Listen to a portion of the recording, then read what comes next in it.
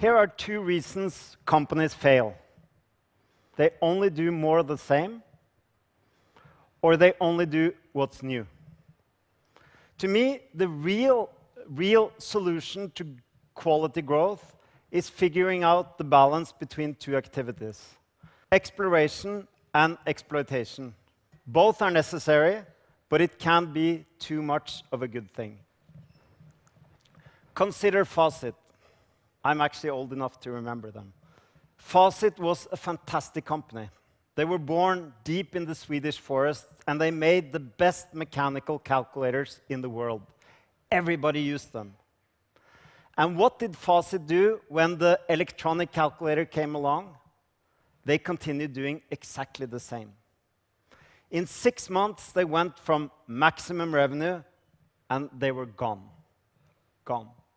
To me, the irony about the Fawcett story is hearing about the Fawcett engineers who had bought cheap, small electronic calculators in Japan that they used to double-check their calculators.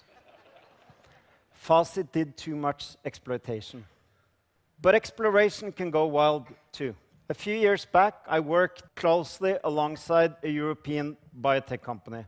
Let's call them Oncosearch. The company was brilliant. They had applications that promised to diagnose, even cure, certain forms of blood cancer. Every day was about creating something new. They were extremely innovative.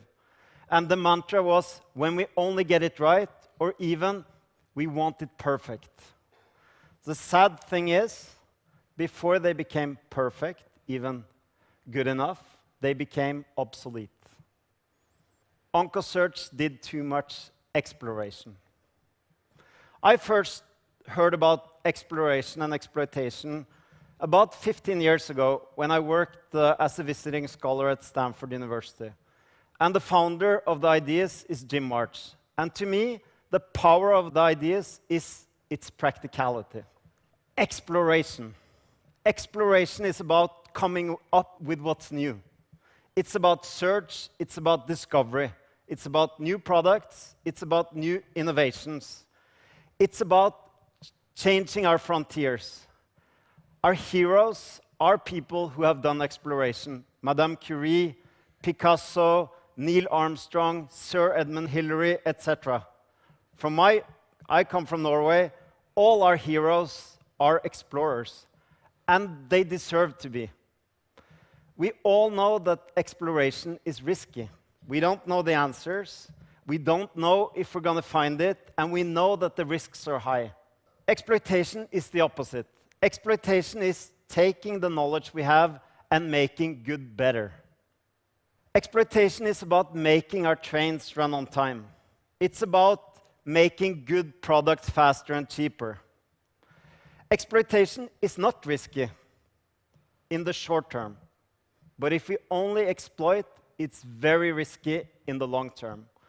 And I think we all have memories of the famous pop groups who keep singing the same songs again and again until they become obsolete or even pathetic. That's the risk of exploitation. So if we take a long-term perspective, we explore. If we take a short-term perspective, we exploit. Small children, they explore all day. All day is about exploration. As we grow older, we explore less because we have more knowledge to exploit on. The same goes for companies. Companies become, by nature, less innovative as they become more competent. And this is, of course, a big worry to CEOs. And I hear very often questions phrased in different ways. For example, how can I both effectively run and reinvent my company?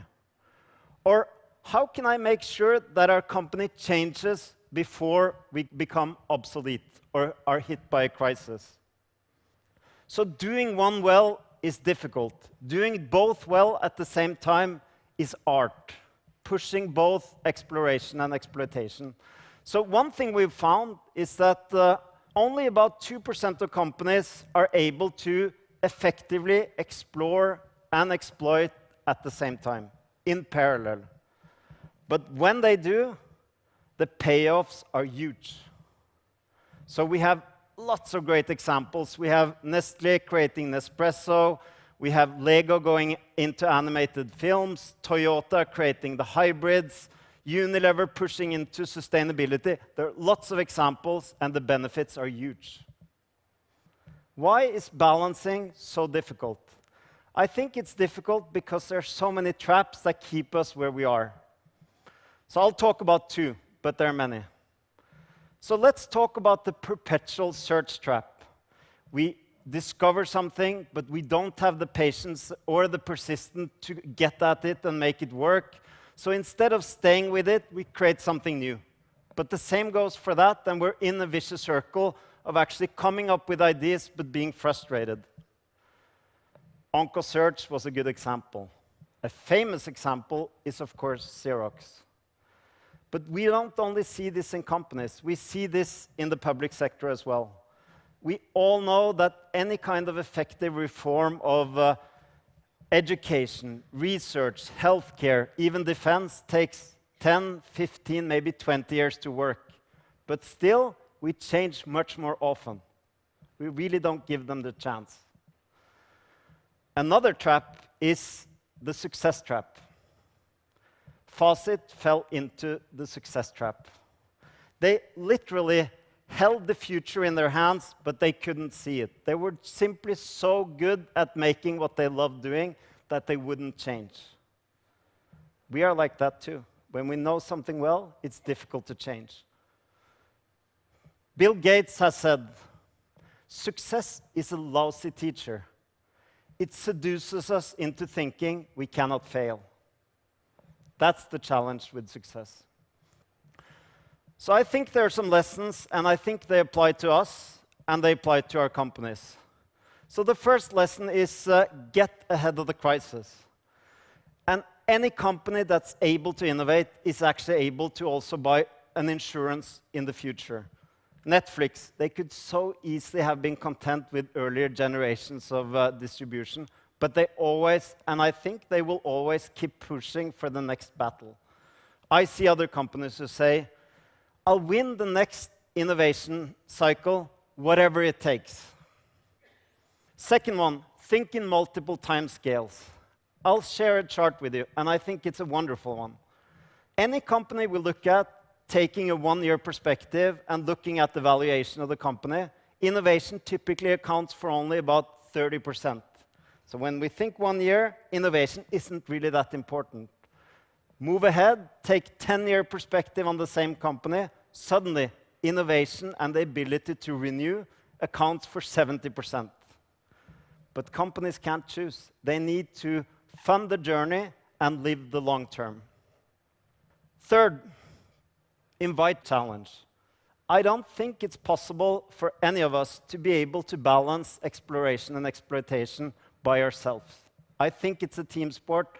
I think we need to allow challenging. I think the mark of a great company is being open to be challenged, and the mark of a good corporate board is to constructively challenge. I think that's also what good parenting is about. Last one, be skeptical of success.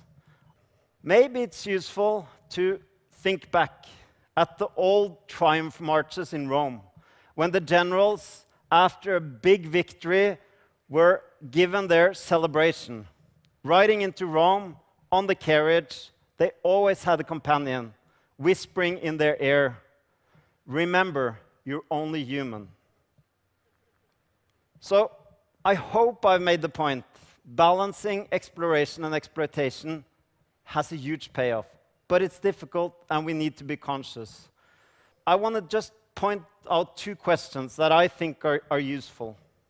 First question is, looking at your own company, in which areas do you see that the company is at the risk of falling into success traps, of just going on autopilot? And what can you do to challenge? Second question is, when did I explore something new last? And what kind of effect did it have on me? Is that something I should do more of? In my case, yes. So let me leave you with this. Whether you're an explorer by nature, or whether you tend to exploit what you already know, don't forget the beauty is in the balance. Thank you.